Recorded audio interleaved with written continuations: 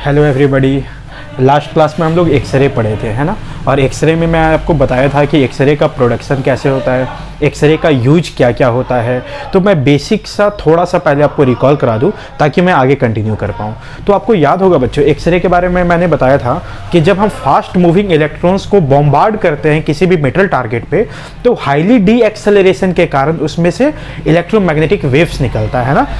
According to electromagnetic wave theory यही था ना कि जब कोई इलेक्ट्रॉन्स एक्सेलरेट करेगा या डी एक्सेलरेट करेगा तब वो रिलीज करेगा electromagnetic waves in the form of photons, है ना। फोटॉन्स के फॉर्म में निकलता है।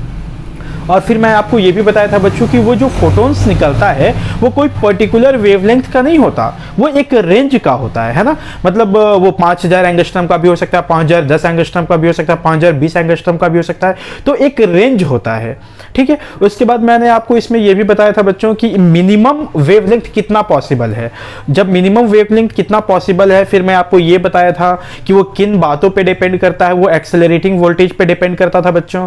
उसके बाद मैंने क्या बताया आपको कि एक ग्राफ बनाया गया। कैसा ग्राफ बनाया गया?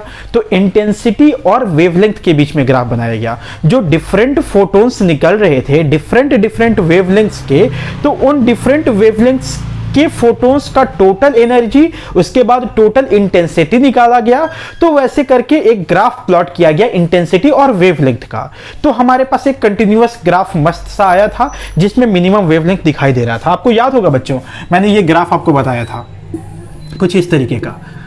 अगर मैं इधर इंटेंसिटी ले लेता हूं, इधर वेवलेंथ ले लेता हूं, तो एक ग्राफ ऐसा आया था कुछ इस तरीके से। और इसको हम लोग क्या बोलते थे? कट ऑफ वेवलेंथ या मिनिमम वेवलेंथ, है ना। जिसका वैल्यू कितना आया था बच्चों? लैम्डा मिनिमम का वैल्यू कितना आया था? तो इसका वैल्यू आया था 12400 by v. What is v? This is the accelerating voltage, है ना। फिर मैं आपको बताया था कि ये जो कट ऑफ वेवलेंथ, जो मिनिमम वेवलेंथ होता है, वो एक्सेलरेटिंग पोटेंशियल पे डिपेंड करता है, ना कि टारगेट मटेरियल पे, है ना।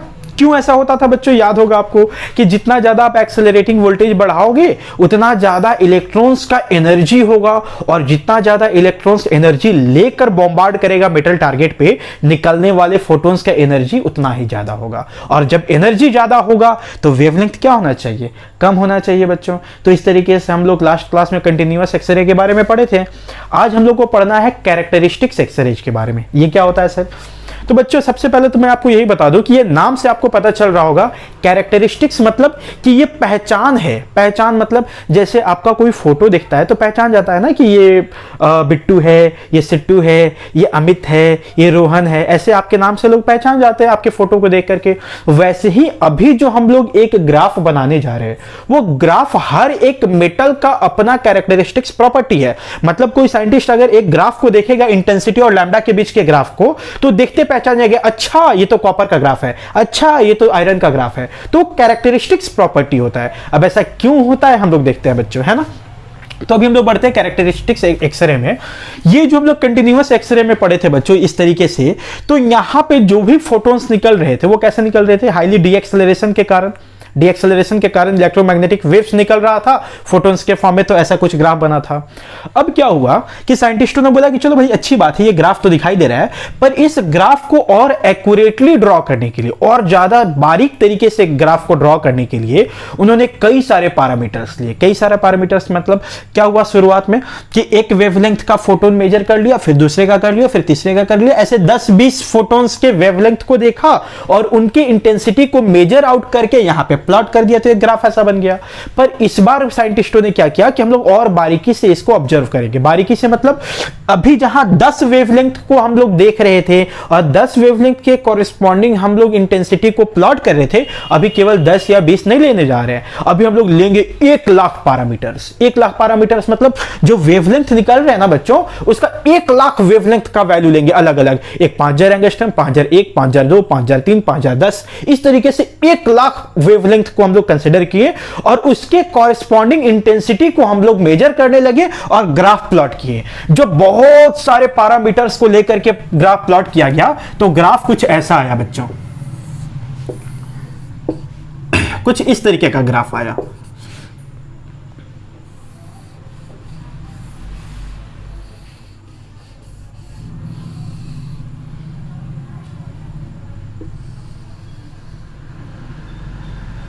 इस तरीके का ग्राफ, ऐसा कुछ ग्राफ आया। तो लोगों का दिमाग चक रहा है, भाई साहब ऐसे कैसे आ रहा है, पहले तो ऐसा एकदम मस्त सा ग्राफ कंटिन्यू आ रहा था, ये ऐसा यहाँ पे बम्प, यहाँ पे पिक जैसा क्यों दिखाई दे रहा है। तो ये एक्सपेरिमेंटल ऑब्जर्वेशन था बच्चों कि यहाँ पे कुछ पर्टिकुलर वेवलेंथ के लिए, जैसे यहाँ पे देख सकते हैं आप कि इस पर्टिकुलर वेवलेंथ के लिए पिक आ गया, इस पर्टिकुलर वेवलेंथ के लिए पिक आ गया, वैसे ही यहाँ पे तो कुछ पर्टिकुलर वेवलेंथ के लिए पिक दिखाई दे रहा था। ठीक है, अब क्या देखा गया कि इसी एक्सपेरिमेंट में जब हम लोग मेटल को चेंज करने लगे ना, क्या चेंज करने लगे, मेटल को, तो उस मेटल में भी इस तरीके का पिक दिखाई दिया, पर वो अलग जगह दिखाई दिया। आ रही है बात समझ में। तो हर एक मेटल के लिए ये जो पिक वैल्यू है ना, किसी के लिए यहां पे है तो किसी के लिए यहां पे आ जाता, तो किसी के लिए यहां पे आ जाता। तो इस तरीके से वो जो पिक था वो डिफरेंट वेवलेंथ के लिए डिफरेंट मेटल्स में आने लगा। मतलब हर एक मेटल का ये जो सिंग है, जो सिंग जैसा दिखाई दे रहा है बच्चों, जो पिक जैसा दिखाई दे रहा है, वो हर एक मेटल का अपना फिक्स होगा। तो जैसे साइंटिस्ट देखेंगे ऐसा ग्राफ तो पहचानेंगे, अरे भाई साहब ये तो यहां पे पिक बन रहा, मतलब ये कॉपर का है, अरे यहां पे बनता तो ये गोल्ड का होता। तो इस तरीके से ये कैरेक्टरिस्टिक्स प्रॉपर्टी कहलाता है कि मतलब हर एक मेटल का अपना एक ऐसा ग्राफ होना चाहिए।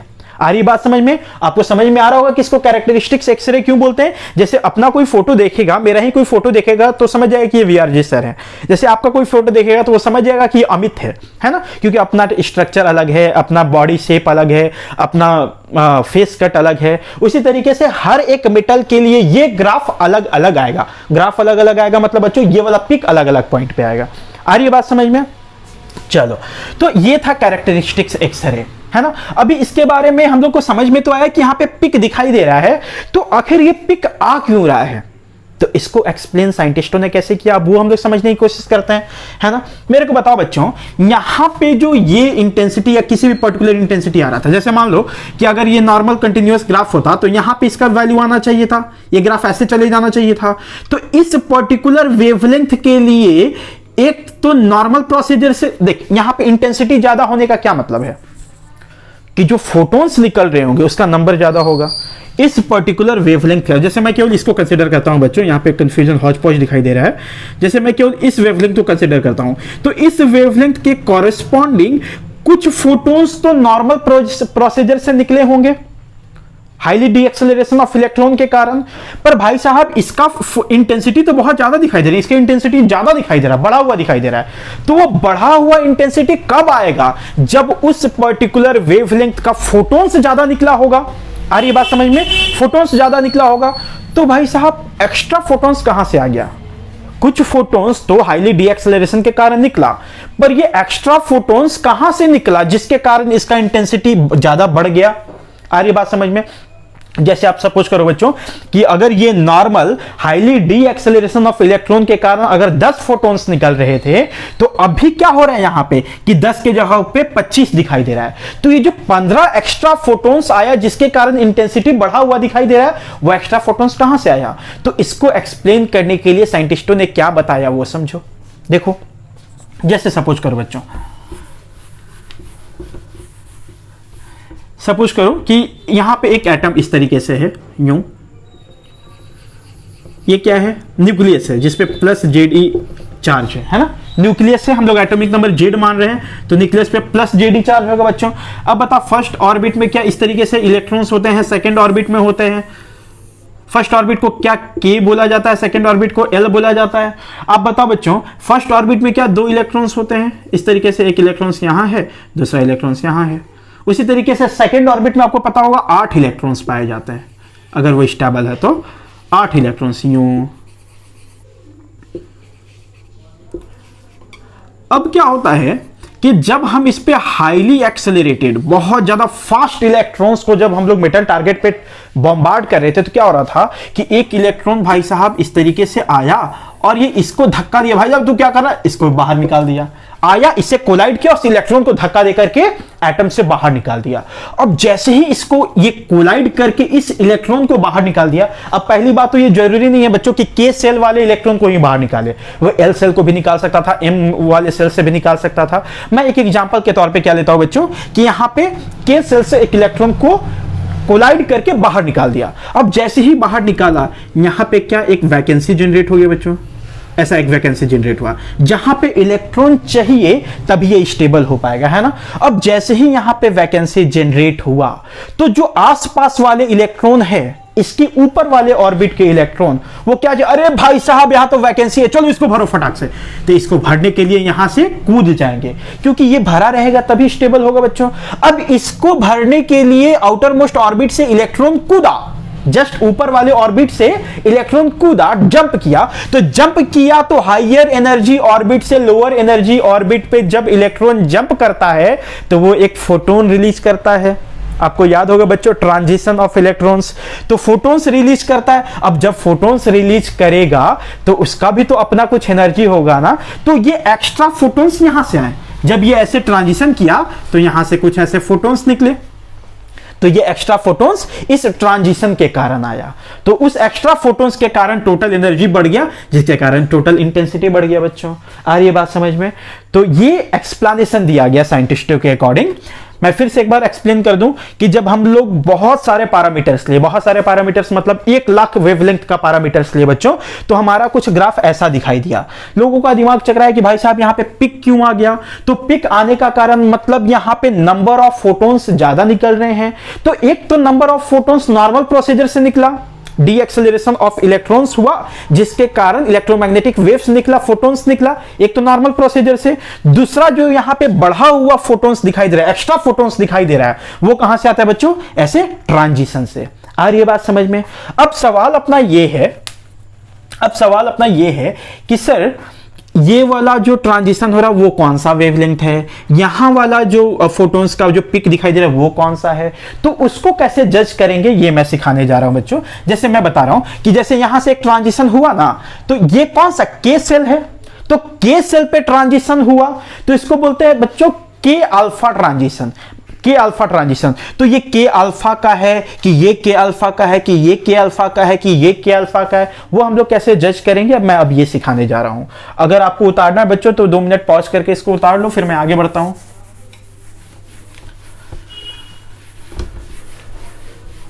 चलो मैं थोड़ा सा ट्रांजिशन के बारे में आपको बता दूं बच्चों।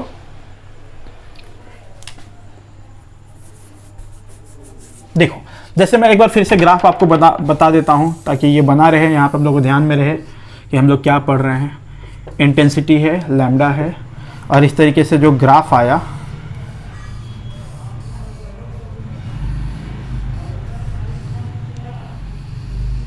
ऐसा, ठीक है बच्चों।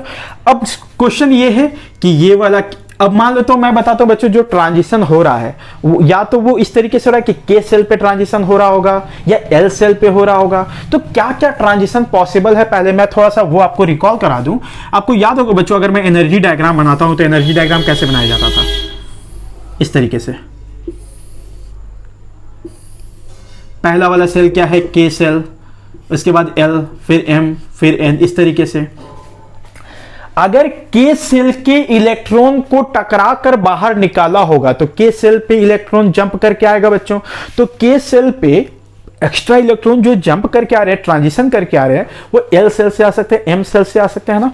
तो जो पहला इसके जस्ट बाद वाला जो ऑर्बिट से अगर ट्रांजिशन होता है तो इस ट्रांजिशन को बोला जाता है बच्चों के अल्फा ट्रांजिशन। के ट्रांजिशन क्यों? क्योंकि के पे जा रहा है। अल्फा क्योंकि पहले ऑर्बिट से आ रहा है, इसके जस्ट बाद वाले ऑर्बिट से, है ना। उसके बाद ये भी तो पॉसिबल था बच्चों एम से आ जाए, इसको नाम दिया गया के बीटा। सिमिलरली अगर एल पे कूदता तो इसको बोला जाएगा बच्चों एल अल्फा, सॉरी ये यहां से कूदा तो इसको बोला जाएगा एल अल्फा, और अगर ये यहां से कूदता बच्चों तो इसको बोलते हैं एल बीटा ट्रांजिशन। इस तरीके से, है ना। अभी हम लोग देख लेते हैं बच्चों कि कौन सा के अल्फा का है, कौन सा के बीटा, कौन सा एल अल्फा, कौन सा एल बीटा, है ना। आप एक चीज देख सकते हो बच्चों कि ये वाला जो पर्टिकुलर पिक दिखाई दे रहा है उसका कुछ अपना वेवलेंथ होगा। ऐसा सपोज करो ये दिस इज लैम्डा 1, ये देखा जाए बच्चों, सपोज करो दिस इज लैम्डा 2, इसको मान लेते हैं लैम्डा 3, इसको मान लेते हैं लैम्डा 4। आपको एक चीज यहां पे बड़े आसानी से दिखाई दे रहा होगा बच्चों कि that is lambda 1 is less than lambda 2 is less than lambda 3 is less than lambda 4। ये तो दिखाई दे रहा है सिंपल हम लोग को ग्राफ से। अभी देखो कैसे जज करते हैं। आपको पता होगा बच्चों, ट्रांजिशन वाले फॉर्मूला में आपने पढ़ा था कि जब एक ऑर्बिट से दूसरे ऑर्बिट पे जब इलेक्ट्रॉन जंप करता है तब फोटॉन्स निकलता है। क्यों? क्योंकि इसका हायर एनर्जी होता है, इसका हायर, इसके ज्यादा इसका। तो हायर ऑर्बिट से जब लोअर ऑर्बिट में आता है इलेक्ट्रॉन, तो क्या एनर्जी डिफरेंस के बराबर क्या फोटॉन्स रिलीज होता है। तो देख लेते हैं बच्चों कि अगर के अल्फा ट्रांजिशन हो रहा है तो उसका जो फोटोन निकला उसका वेवलेंथ कितना है। आपको ये वाला फॉर्मूला याद होगा बच्चों, 1/λ equals to are Z square 1/n lower square minus 1/n higher square. ये वाला फॉर्मूला आपको याद होगा बच्चों, है ना। तो इसके अकॉर्डिंग हम लोग सबका लैम्डा कैलकुलेट कर लेते हैं, है ना। के अल्फा के लिए भी, के बीटा के लिए भी, एल अल्फा के लिए भी, एल बीटा के लिए भी, सबका लैम्डा कैलकुलेट कर लेते हैं और देख लेते हैं भाई साहब लैम्डा सबसे कम किसका है। जिसका सबसे कम होगा वो ये वाला ट्रांजिशन होगा, जिसका सबसे ज्यादा होगा ये वाला ट्रांजिशन होगा, है ना। तो चलो हम लोग कैलकुलेट कर लेते हैं बच्चों। तो अगर हम लोग के अल्फा के लिए अगर मतलब के अल्फा ट्रांजिशन के कॉरेस्पॉन्डिंग अगर वेवलेंथ निकालते हैं तो कैसे निकालेंगे, 1/λ के alpha equals to are Z square 1/n lower square. मतलब ये दूसरे से पहले पे कूद रहा है ना बच्चों, इसको हम लोग ऐसे भी बोल सकते थे n बराबर 1, n बराबर 2, n बराबर 3, दिस इज n बराबर 4, इस तरीके से। तो बताओ सेकेंड ऑर्बिट से फर्स्ट ऑर्बिट पे कूद रहा है तो लोअर कौन सा है, 1 है इसमें, सेकेंड ऑर्बिट से फर्स्ट ऑर्बिट में। तो लोअर वैल्यू क्या है, 2 या 1, 1 है तो 1 यहां पे पुट कर देंगे, 1 का स्क्वायर माइनस 1/2 का स्क्वायर। अगर आप इसको सॉल्व करोगे बच्चों तो क्या दिखाई दे रहा है, देखो 1 माइनस 1/4 दैट इज 3/4, है ना, 3/4 आर जेड स्क्वायर। आप इसको सॉल्व करोगे बच्चों तो 1/की अल्फा क्या दिखाई दे रहा है, 4/3, सॉरी ये तो वैल्यू आ गया ना बच्चों। तो लैम्डा के अल्फा क्या लिखोगे, 1 सॉरी लैम्डा के अल्फा का वैल्यू कितना हो जाएगा, 4/3 are Z square, that means 1.33 by are Z square. ये वैल्यू हो गया किसके लिए बच्चों, के अल्फा के लिए। वैसे हम लोग के बीटा के लिए निकाल सकते हैं, वैसे ही के एल अल्फा एल बीटा के लिए निकाल सकते हैं। बोर्ड पे जगह नहीं बच्चों, थोड़ा सा इसको आप नोट डाउन कर लो, फिर मैं डिलीट करके आगे बताता हूं।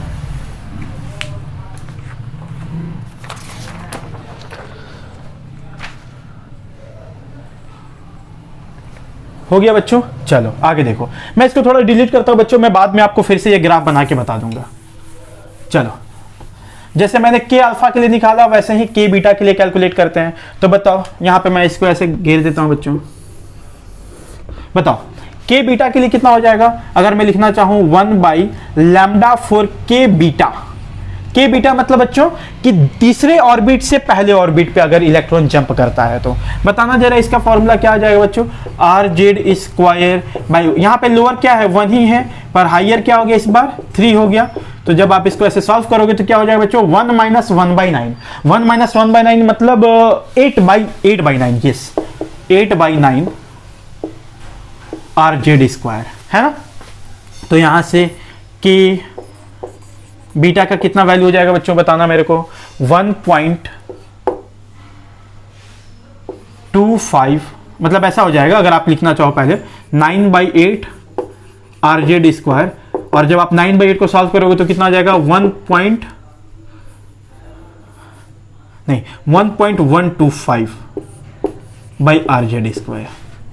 ये के बीटा के लिए लैम्डा का वैल्यू आ गया, है ना बच्चों। सिमिलरली मेरे को बताओ अगर मैं निकालना चाहूं 1/λ एल अल्फा के लिए, एल अल्फा मतलब इसके लिए जब तीसरे ऑर्बिट से दूसरे ऑर्बिट पे जंप करेगा तब उसका वैल्यू कितना हो जाएगा, आर जेड स्क्वायर 1 यहाँ पे लोअर 2 हो जाएगा ना क्योंकि अभी सेकंड ऑर्बिट पे जंप कर रहा है, और हाइयर क्या हो जाएगा 3 हो जाएगा।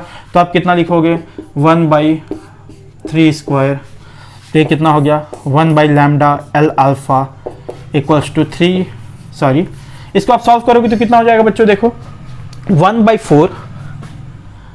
1/4 माइनस 1/, मैं सॉल्व ही कर देता हूं बच्चों, देख लो आप 1/4 माइनस 1/9।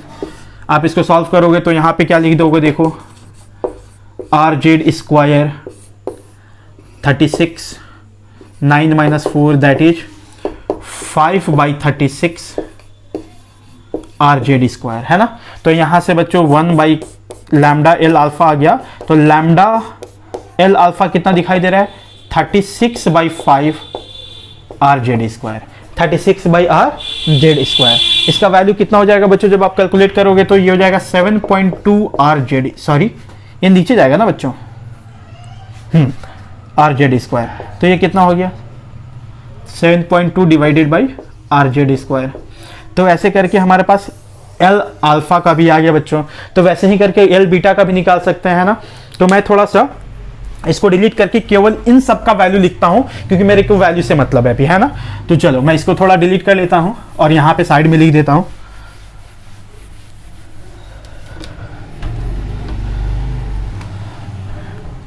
लैम्डा 4 के अल्फा का वैल्यू कितना आया था बच्चों, 1.33 बाई आर जेड स्क्वायर। वैसे ही लैम्डा के बीटा का कितना वैल्यू आया था बच्चों, के बीटा का देखो यहां पे है 1.125 बाई आर जेड स्क्वायर। वैसे ही लैम्डा 4 एल अल्फा के लिए कितना वैल्यू आया बच्चों, अभी हम लोग कैलकुलेट किए 7.2 बाई आर जेड स्क्वायर। एक और कौन सा बचिए बच्चों, एल बीटा ट्रांजिशन के लिए ना, तो एल बीटा ट्रांजिशन के लिए भी कैलकुलेट कर लेते हैं फटाक से हम लोग। इसके बाद हम लोग ग्राफ पे देखते हैं कि कौन सा किसके लिए था। चलो बताना बच्चों कैसे सॉल्व करेंगे। तो 1 by lambda 4 l beta equals to are Z square 1 by l transition देख रहे हैं ना, मतलब दूसरे ऑर्बिट पे गिर रहा है, तो 2 का स्क्वायर माइनस 1/4 का चौथे ऑर्बिट से, है ना, क्योंकि तीसरे ऑर्बिट से जब दूसरे ऑर्बिट पे आया था तो उसको हम लोग एल बीटा एल अल्फा बोले थे बच्चों। अभी हम लोग एल बीटा निकाल रहे हैं, तो चौथे ऑर्बिट से दूसरे ऑर्बिट पे जंप करना चाहिए। तो मेरे को बताओ कितना हो जाएगा, आर जेड स्क्वायर, ये 4 है, ये 16 है, 16 अगर मैं ले लेता हूं बच्चों तो यहाँ पे 4 आ जाएगा, यहाँ पे 1 आ जाएगा। That means lambda L beta अपने को क्या दिखाई दे रहा है, 16/3 आर जेड स्क्वायर। बताओ इसका वैल्यू कितना होगा बच्चों, इसका वैल्यू करीब करीब 5.33 बाई आर जेड स्क्वायर होगा, है ना। तो मैं केवल इसी को लिख लेता हूं बच्चों, क्योंकि अपना काम इसी से है केवल। देखो lambda L beta 5.33 by are Z square. तो क्या चारों ट्रांजिशन के कॉरेस्पॉन्डिंग हम लोग वेवलेंथ कैलकुलेट कर लिए ना बच्चों। अब मैं बताता हूं आपको, फिर से वो ग्राफ दिखाता हूं कि कौन सा किसके लिए ग्राफ था। ये क्या था बच्चों, इंटेंसिटी, इधर क्या था लैम्डा, और ग्राफ अपना कुछ ऐसा बना था।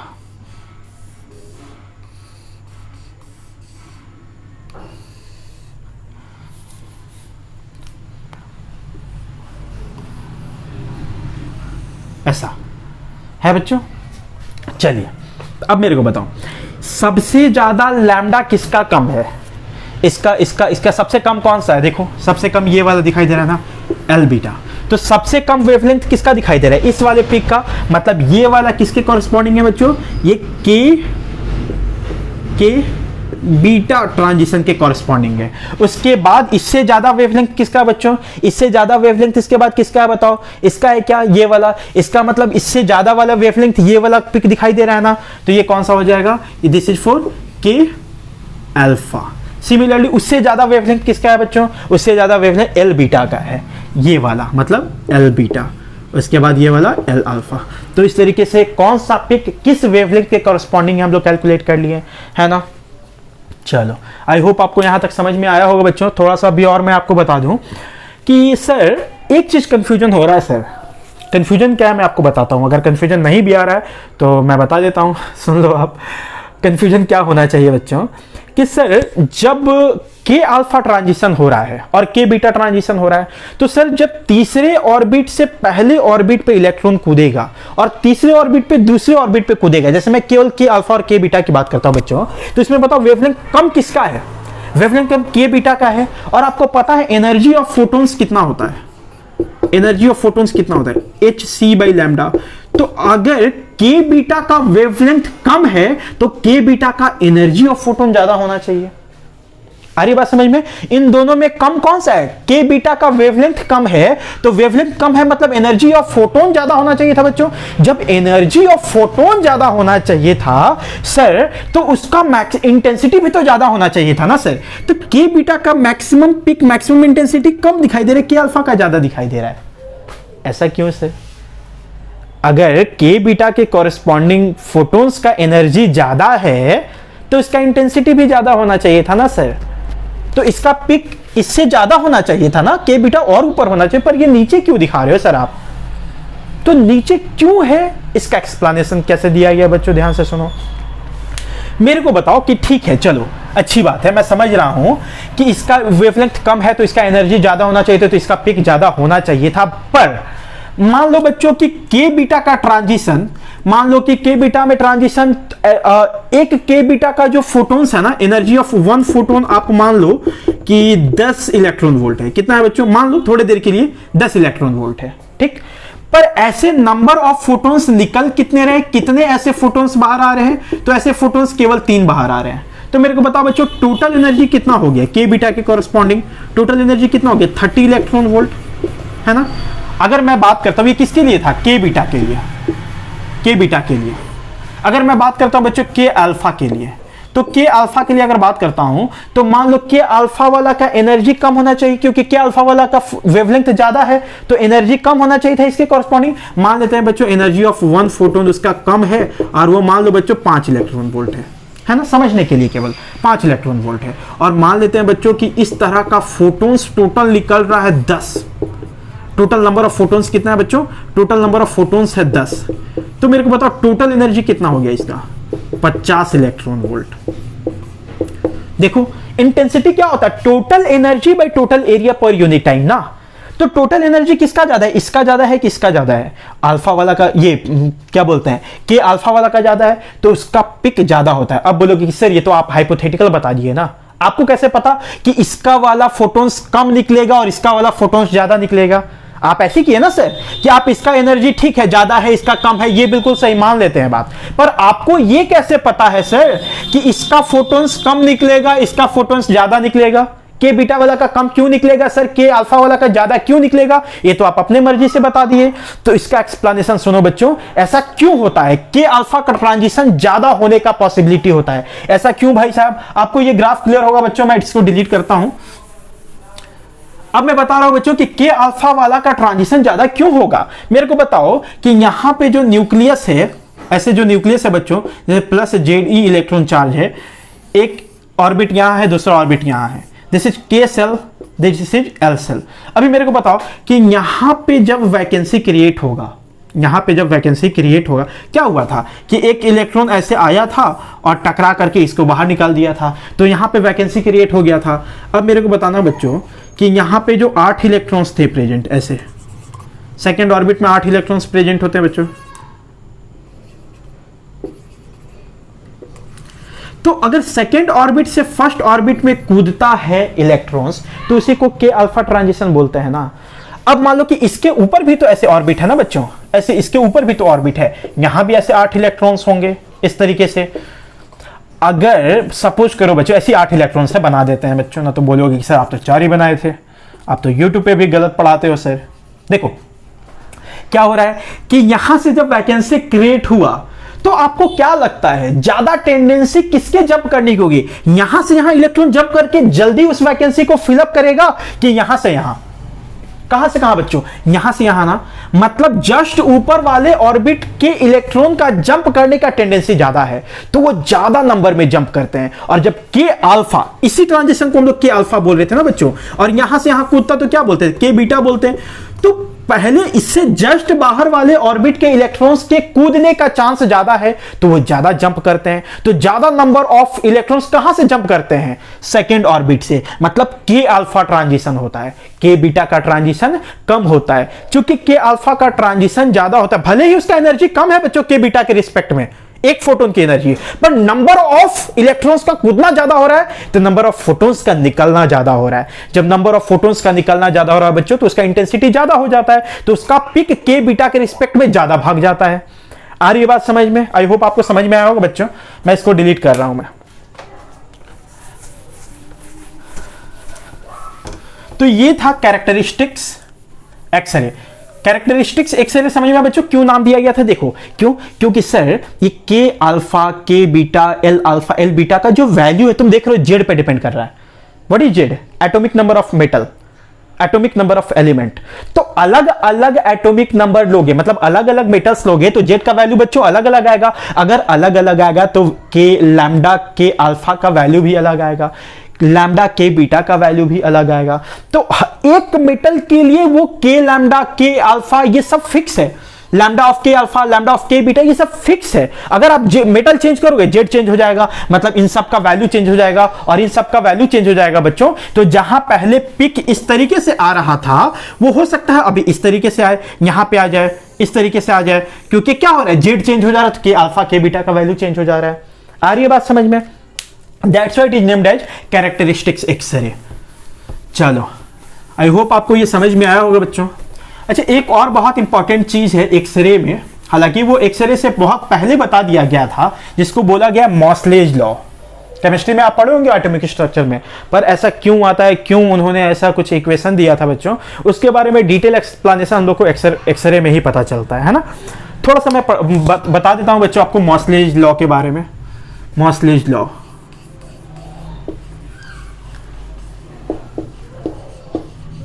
मॉसलेज लॉ ने क्या किया, मॉसलेज लॉ ने नहीं, मॉसलेज ने क्या किया, मॉसले ने क्या किया बच्चों, यहां पे जो के अल्फा ट्रांजिशन हो रहा था ना, सेकेंड ऑर्बिट से फर्स्ट ऑर्बिट में जो इलेक्ट्रॉन कूद रहे थे, जो जंप कर रहे थे, जंप करेंगे बच्चों तो एनर्जी निकलेगा, फोटोन्स निकलेगा। उन के अल्फा के कॉरेस्पॉन्डिंग जो भी फोटोन्स निकल रहे थे उनका वो क्या किए, फ्रीक्वेंसी मेजर किया, है ना। फोटोन्स निकला, उसका कुछ एनर्जी होगा, कुछ वेवलेंथ होगा, कुछ फ्रीक्वेंसी होगा, तो के अल्फा के कॉरेस्पॉन्डिंग फोटोन्स का फ्रीक्वेंसी कैलकुलेट किए और ऐसे कई सारे एलिमेंट्स पे ट्राई किए, बहुत सारे एलिमेंट्स पे।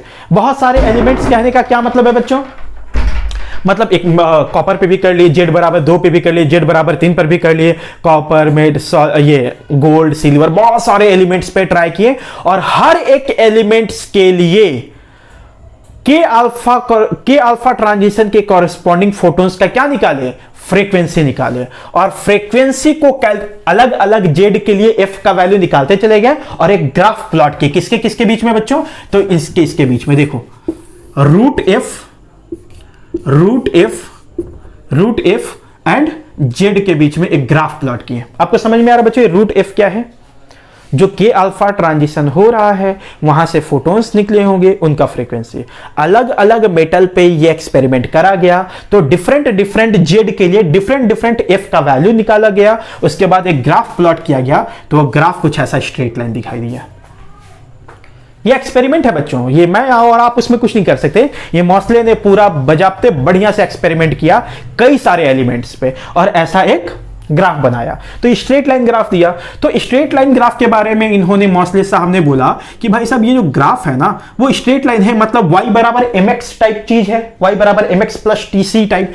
तो उन्होंने इस ग्राफ को ऐसे बोला कि देखो भाई ये ग्राफ का जो इक्वेशन है वो कुछ ऐसा है, रूट एफ मतलब y equals to a z minus b, ये कुछ इस तरीके का ग्राफ है। देखो y equals to m x minus a b होगा ना, तो m x minus c type दिखाई दे रहा है। माइनस क्यों दिखाई दे रहा है बच्चों, क्योंकि देखो आपका इंटरसेप्ट नेगेटिव है, लिमिट उससे कोई मतलब नहीं है। ये ऐसा एक इक्वेशन दिया मॉसले साहब ने इस ग्राफ के अकॉर्डिंग, बिल्कुल स्ट्रेट लाइन का ग्राफ ऐसा होना चाहिए। और एक्सपेरिमेंटली जब ग्राफ बनाया बच्चों, तो ग्राफ बनाया तो इस ग्राफ का स्लोप भी कैलकुलेट किया जा सकता है ना। यहां पे अगर मान लेते हैं हम थीटा ले लिए, तो यहां पे स्लोप कैलकुलेट कर सकते हैं और tan थीटा का वैल्यू यहां पे कितना होता है, स्लोप कितना होता है, जेड का मतलब x के कोफिशिएंट कितना है, a है बच्चों। और इंटरसेप्ट भी कैलकुलेट किया, मतलब a का भी वैल्यू कैलकुलेट किया और b का भी वैल्यू कैलकुलेट किया। तो a और b का जब उन्होंने प्रैक्टिकली वैल्यू कैलकुलेट किया बच्चों, तो a का वैल्यू उनको दिखाई दिया अंडर रूट 3rc/4 और b का वैल्यू दिखाई दिया 1 and these are constants value, ये कॉन्स्टेंट्स वैल्यू था बच्चों। ऐसा वैल्यू उनको दिखाई दिया, एक्सपेरिमेंटली सब मेजर किया उन्होंने। कई सालों के बाद जब एक्सरे का एक्सपेरिमेंट हुआ तब जाकर के ये बिल्कुल बात सही बैठा कि बिल्कुल यार जो उतने साल पहले जो मॉसले साहब ने एक्सपेरिमेंट करा था वो बिल्कुल इक्वेशन सही बताए थे और ये वैल्यूज भी बिल्कुल सही था। वो कैसे, देखो बच्चों एक्सरे से कैसे ये प्रूफ होता है। सबसे पहली बात कि मॉसलेज लॉ यही है, मॉसले लॉ ने क्या किया कि जब उन्होंने के अल्फा ट्रांजिशन के कॉरेस्पॉन्डिंग जब फोटॉन्स का फ्रीक्वेंसी निकाला, उसका रूट जेड एटॉमिक नंबर के रिस्पेक्ट में ग्राफ प्लॉट किया, तो एक स्ट्रेट लाइन ग्राफ आया और कुछ ऐसा इक्वेशन बना। ये एक्सपेरिमेंटली उन्होंने बता दिया। इसका प्रूफ कब आया? एक्सरे के बाद। एक्सरे में क्या पढ़े थे बच्चों अभी अब तक हम लोग बताना कि सर क्या हुआ कि यहां पे जो इस तरीके से क्या था, प्लस जेडी न्यूक्लियस था और यहां पे ये था के सेल एल सेल। तो के सेल में 2 इलेक्ट्रॉन्स थे सर, एल सेल में कितने थे? 8 इलेक्ट्रॉन्स थे, इस तरीके से, है ना। तो जब इस यहां से यहां जब ये वैकेंसी क्रिएट हो गया और ये यहां से यहां कूदा, तो हम इसको के अल्फा ट्रांजिशन बोले।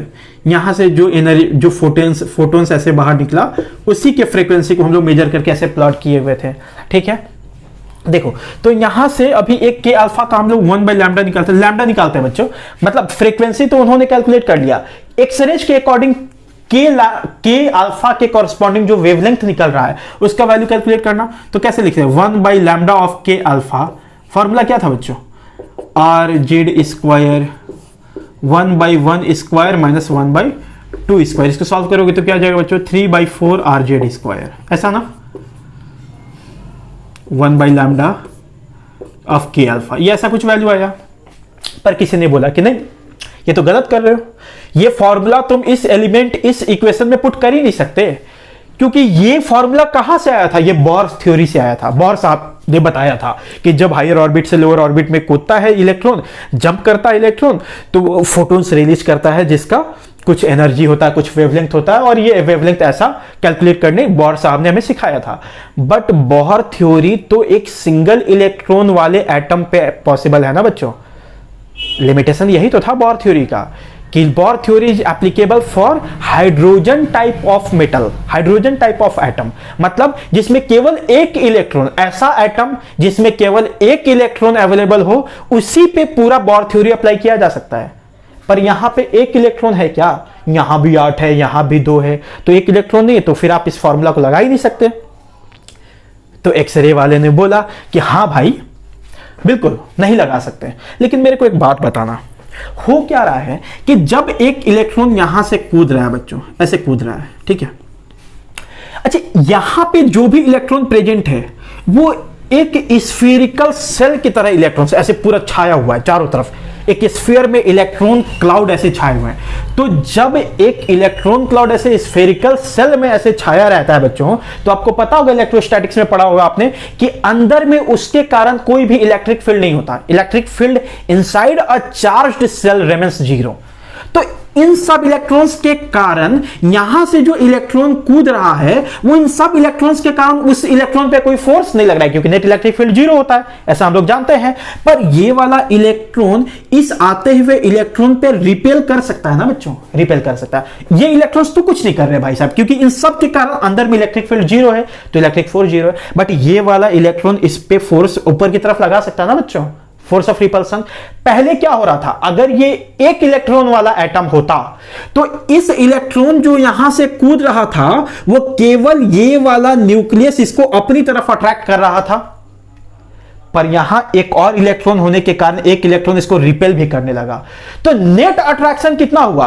पहले Ze प्लस कितना पॉजिटिव चार्ज है, Jd, तो Jd पॉजिटिव चार्ज एक इलेक्ट्रॉन को अट्रैक्ट कर रहा था अकॉर्डिंग टू बोर थ्योरी, एक इलेक्ट्रॉन वाले सिस्टम में। पर यहां पे एक है तो एक इलेक्ट्रॉन उसको रिपेल करने लगा है। तो नेट अट्रैक्शन कितना हुआ भाई? Ze माइनस ई, इतना अट्रैक्ट कर रहा था और ये रिपेल करने लगा, तो नेट अट्रैक्शन कितना हुआ? इतना माइनस इतना। तो जहां पे मेरे को Z माइनस, इसको मैं ऐसे भी तो लिख सकता हूं ना बच्चों, इसका मतलब बोर थ्योरी में जहां जहां Z इस्तेमाल किया गया था, वहां पे इस एटम पे एप्लीकेबल करने के लिए Z के जगह पे अपने को क्या रखना चाहिए? Z-1। क्लियर है?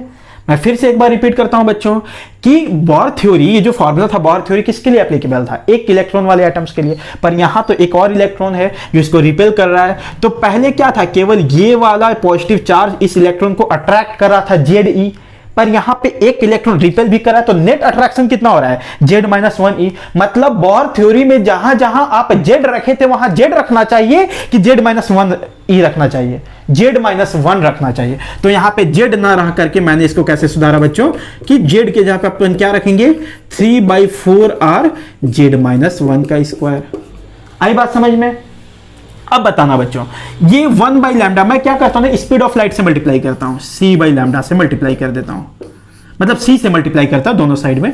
तो मैं क्या लिखूंगा, CR/4 Z-1 का होल स्क्वायर।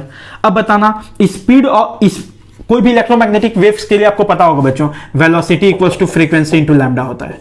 तो बताओ c/λ क्या फ्रीक्वेंसी हो जाएगा, तो ये फ्रीक्वेंसी आ गया 3CR/4 Z-1 का स्क्वायर आ गया बच्चों।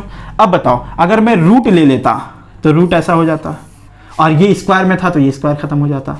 तो ये ऐसा दिखाई दे रहा है क्या, इस तरीके देखो, ये इक्वेशन बिल्कुल वैसा ही है, ये बिल्कुल वैसा ही इक्वेशन दिखाई दे रहा है। जब वो बिल्कुल वैसा ही इक्वेशन दिखाई दे रहा है तो अगर आप उसको इससे कंपेयर करोगे तो बच्चों बताओ a का वैल्यू क्या दिखाई दे रहा है, a का वैल्यू क्या दिखाई दे रहा है, √3RC/4, और b का वैल्यू क्या दिखाई दे रहा है, 1।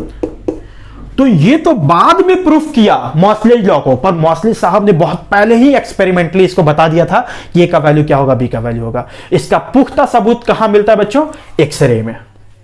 आई होप समझ में आया होगा बच्चों।